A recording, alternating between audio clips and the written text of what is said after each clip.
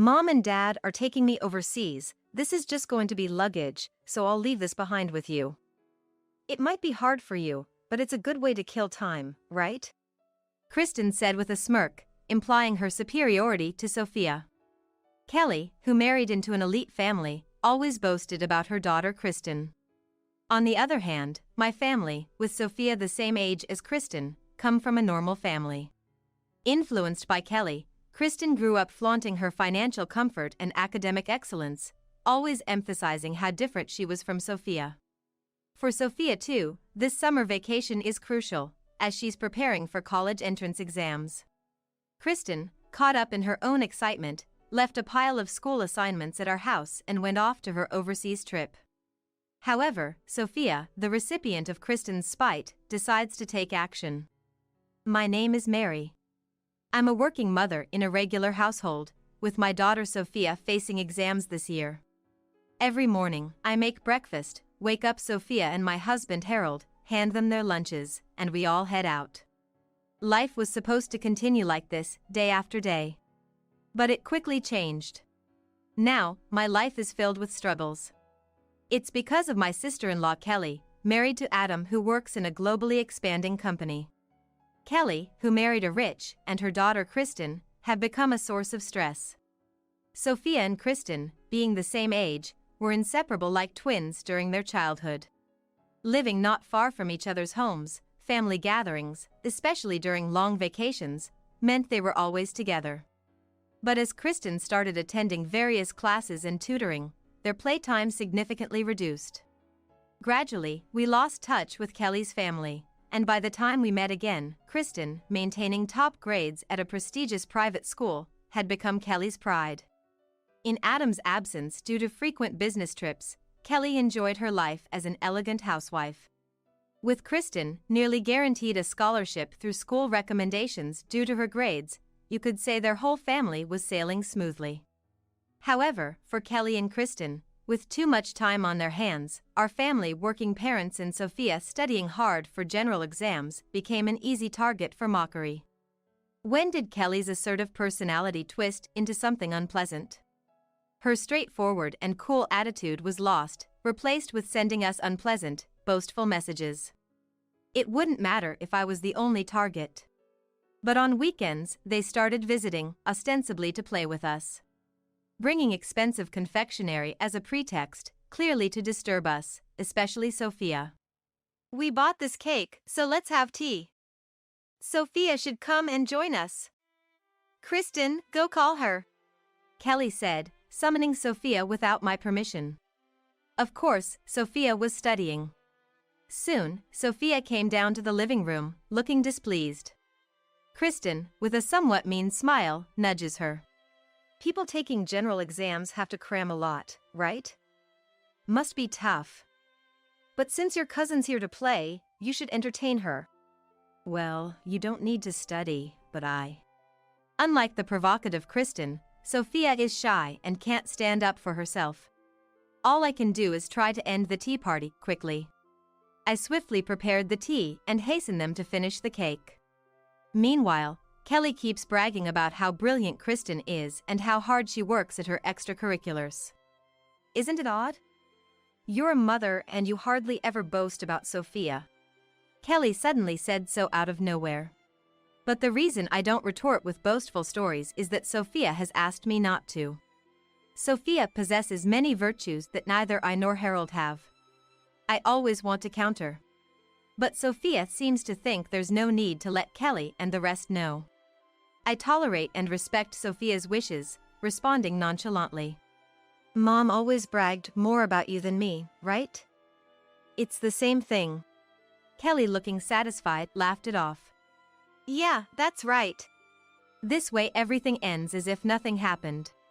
Yes, our parents also favored Kelly over me, always showing more enthusiasm and expectation for her.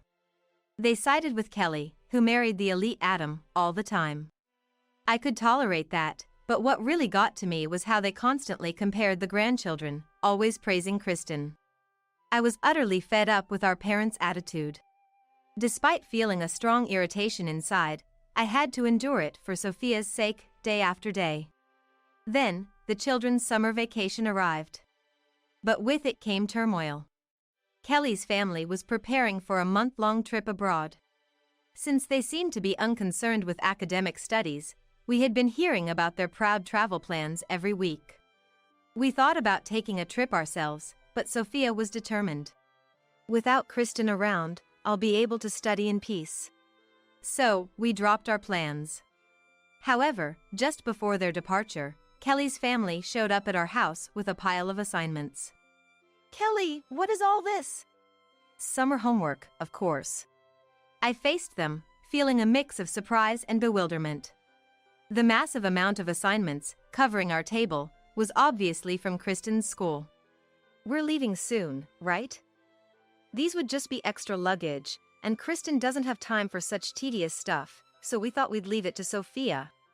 Yeah, it might be a bit tough for you, but give it your best shot. Sophia and I were both stunned.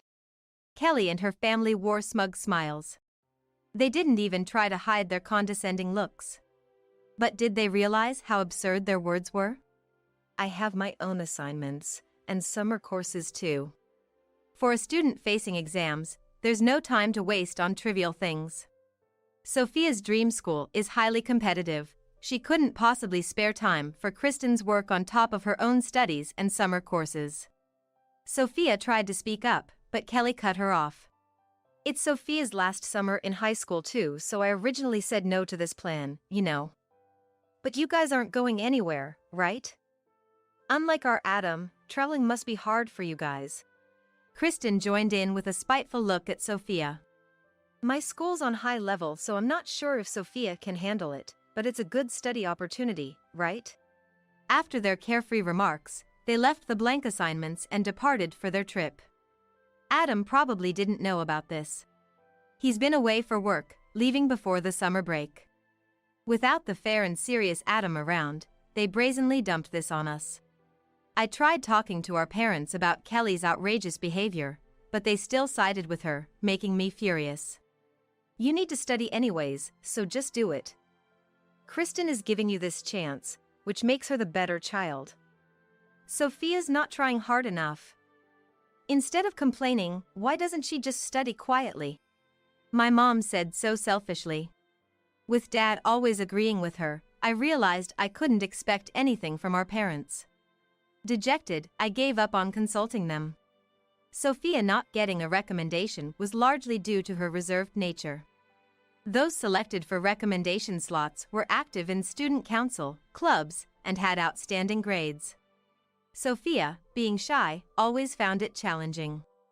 But she was distressed enough to say she could study more in the absence of Kelly's family. I was filled with seething anger. Sophia too was furious. But, unlike my vehement refusal, she reacted differently. To my surprise, she started tackling Kristen's assignments alongside her own studies.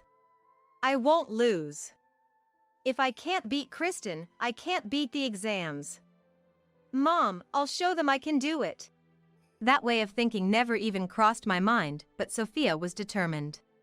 I'll create work that will shut them up. She was breathing heavily. If Kelly and Kristen returned to find the assignments untouched, they would be troubled. But my concern was how much more they would interfere with Sophia after that. Kelly and her family were looking down on us, thinking, she can't possibly do it. Well, then, we just had to surpass their expectations. Next time we're asked for something, we can just say, we're going to refuse, since we already completed that massive load of summer homework. Impressed by Sophia's positive attitude, I changed my mindset. No longer just enduring, but ready to fight back boldly, that was the only way to win against Kelly and her family. I confessed everything to Harold and persuaded him to join us as a family in tackling the tasks. Sophia and I were more than ready, but Harold, preferring to think it over, called it a day. However, within 2 days, Harold came up with a summer vacation schedule to get through the assignments. He planned not only the homework but also divided household chores among the 3 of us, set days to check progress, and even ensured Sophia had time for her own studies. He thought of everything, including breaks from the study-heavy routine. We were amazed at the precision of his hastily made plan. Dad, you're actually amazing? Sophia asked innocently. Harold, with a bashful smile, replied, "It's what I do every day at work." Though he seemed modest, he was the best leader for Sophia and I. As a result of our family's united effort, we finished the assignments perfectly and ahead of schedule. Sophia was able to focus on her studies, and her mock exam scores improved significantly. I was relieved to see her gaining confidence. Harold, in a great mood, picked up one particular assignment for a final check. "This French essay is outstanding. With this, you and I could go back to college." The truth is, Harold and I couldn't pursue doctoral studies due to financial reasons. Working on this reminded us of the French literature seminar room where we first met. That was how hard we were tackling the assignments. Studying and researching really was fascinating. So fascinating that it made me worry that Kristen, who considers such things as troublesome, might miss out on this joy.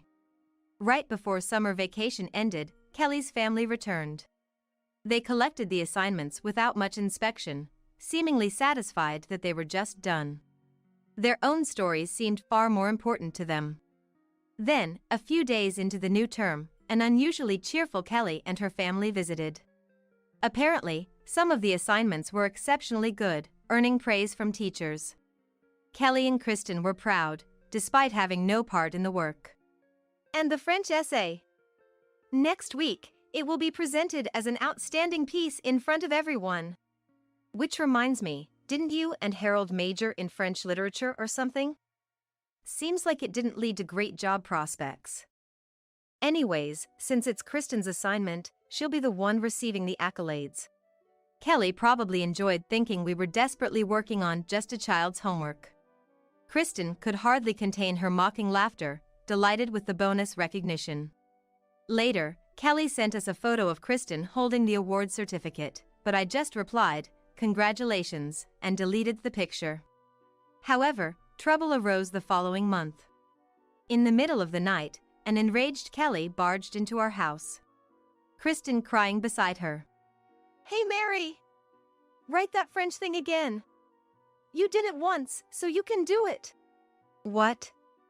At this ungodly hour? You're asking for French. As I tried to calm down the frantic Kelly at the front door, Harold and Sophia woke up. The French essay from the summer vacation, which earned Kristen the recognition, was selected for a presentation at the cultural festival. She accepted, thinking it was just a reading, but then was told to submit a new essay for another competition. Kristen struggles with French, even simple compositions are hard for her. So she thought, "I'll just have Sophia write it again," and imposed a deadline on Sophia without her consent. But Sophia ignored the new French essay request. The unity during summer vacation had grown into a big confidence boost for her, strengthening her trust in the family. Today, just before the festival, Sophia finally responded to Kristen, who was angrily pressing for the deadline. "I didn't write the summer vacation essay, so I don't know. Why don't you ask Mom and the others?" Kristen, always hiding behind Kelly, was essentially a timid and mean-spirited girl. She couldn't say anything directly to us. Sophia was unusually cold to her, and in a panic, she thought of consulting Kelly, but unfortunately, she was out at a mom friend's party and didn't get home until very late at night. When Kelly got home, Kristen was waiting and crying, confessing about the essay. Kelly, who had no intention of going to the cultural festival, calling it child's play, was therefore uninformed and shocked. Without caring that it was midnight, she rushed over to our house in a panic. "So, it's about that French essay. Make a new one, please." Poor Kristen, she's been deceived by Sophia. It seemed that was the situation. Honestly, I was surprised at Kelly's audacity to leave such a big problem entirely up to us. Sophia, watching Kelly and the others screaming at the front door, remained cool and unimpressed. Anyway, we no longer had a reason to write a new essay. I recommended admitting honestly that she couldn't write. "I can't let her do something so pathetic," Kelly retorted. But our family firmly continued to refuse. "We've done our duty with the summer assignments. We won't do anything more." Enough is enough, or we'll call the police, or Adam, before that. With Harold's words, Kelly suddenly fell silent and took Kristen home with her. A few hours later, our home phone rang. It was our displeased mom back home. Apparently, Kelly had gone crying to her parents right after. "You should write Kristen's essay," Mom said. But maybe because she was woken up at an unreasonable hour, Mom was complaining differently than usual, not taking Kelly's side. Seriously, both Kelly and Kristen are the worst. Kelly is always angry, and Kristen is always just tagging along. Calling in the middle of the night without even considering the inconvenience of others. The phone call continued with complaints about Kelly. Mom might be a victim in her own way, but she just seemed to be looking down on Kelly. I quickly refused to help with the essay. We no longer wanted to be involved with them. Later, they somehow managed to finish the French essay using a translation app. Naturally, the quality was miles apart from the summer assignment. The teachers were in an uproar over the poor quality. There were even suggestions that the award-winning assignment might have been plagiarized, and Kristen was questioned. "That essay you submitted for the festival, I've never seen such poor quality. We've discussed it with other teachers, and we think we need to verify if you really wrote your summer vacation essay yourself." "I did it, teacher. I really did. I didn't plagiarize, I swear." "If that's true, there's no way your essay would be this poorly written. The simple grammar and spelling mistakes are glaring. It's as if it was hastily written in a panic to meet the deadline. For a high school student, anyway, you'll have to explain properly." After being repeatedly questioned by the teacher without her mother's protection, Kristen finally confessed to having someone else do all her assignments. As a result, her grades were reassessed. The presentation at the cultural festival was, of course, cancelled, and she was given a suspension, with more assignments than those from the summer vacation. Her internal grades were significantly reduced. The details of the assignment commission were also recorded in her report, and it seemed the incident was over. But that was not the end. Following the severe reprimand she received, classmates started confessing problems with her school life. Turns out, Kristen had been targeting poor or timid kids, throwing money at them to forcefully do her assignments.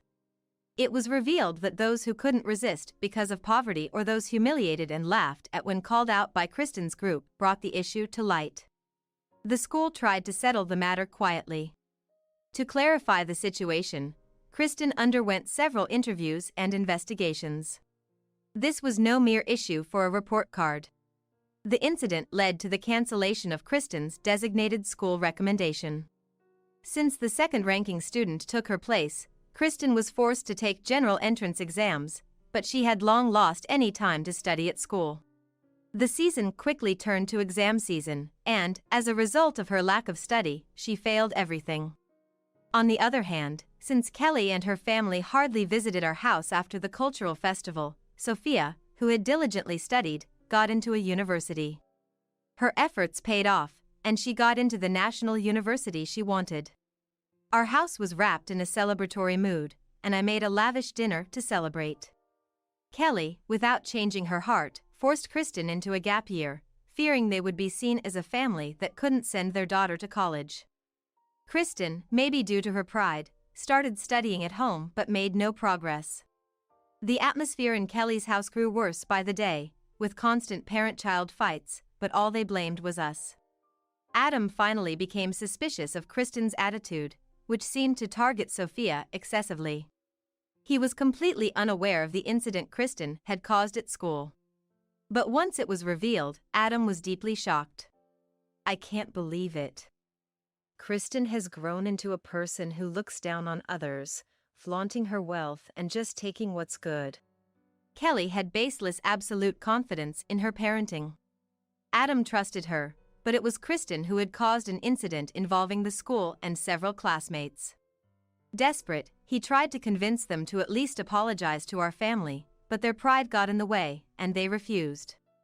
They wouldn't bow their heads and instead kept trying to put the blame on us. Adam, hearing bad things about us every day, came to despise his wife and child from the bottom of his heart and eventually decided to divorce. Kelly and Kristen, kicked out of their luxurious house, decided to return to their parents' home. Kelly thought they would be welcomed since they brought cute Kristen, but things didn't go as she planned. Our parents, who always supported her, started treating Kristen almost like a jinx because of the multiple problems she caused. And their attitude changed drastically. They had always been harsh on Sophia but now turned to her with kind voices, desperately trying to please her. They even tried to send her expensive gifts. This confused both me and Sophia. For your successful admission, how about we buy you a luxury brand bag? You've worked so hard, you deserve all the luxury. Yeah, unlike Kristen, it's okay if it's a bit expensive, tell your grandpa what you want. Their parents praised Sophia and disparaged Kristen. Sophia had long lost her affection for her grandparents and wouldn't be appeased with a brand bag. Neither me nor Sophia wanted to get back at Kelly and her family for what they had done. We didn't want to look down on them, so we refused the gift even if it was for celebration. Why were our parents trying to please us? It seemed to be related to Kelly and her family coming back. Kelly's back, right? We want you to help her. For the family. You know, we're getting old, and there are household chores.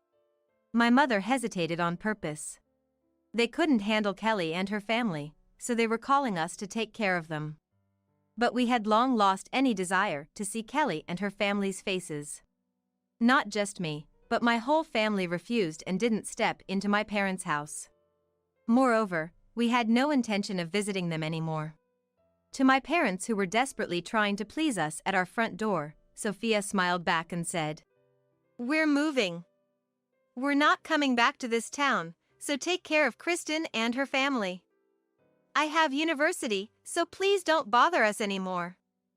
Goodbye." What? Our parents could only stand there with mouths agape. Yes, we had decided to move altogether after that summer vacation, regardless of the exam results. And so, we cut ties with my parents and Kelly's family and headed to a new town. The ones left behind are reportedly fighting every day at my parents' house. Since the divorce with Adam was finalized, their living standards plummeted, and Kelly, with no face to show to her mom friends, became increasingly reclusive. Without jobs, the mother and the daughter blamed each other in a nasty fight, causing uproar with my parents almost every day. As for us, we are expanding our social circle smoothly at the new place. Sophia studies seriously at the university, immersing herself in seminar research. She has made new friends in addition to her high school ones and looks happy going to the university every day. It was a year of mostly studying, but now Sophia has grown enough to balance both study and play. I hope she goes out more from now on. Although the moving expenses were a bit of a burden, we have enough savings for her to choose her favorite path. The unreasonable task of the summer vacation assignment was an absurd incident, but someday we'll be able to laugh about it, saying, "Remember when that happened?" By then, we'll remember not the malicious faces of Kelly and her family, but the unity and effort of our own family.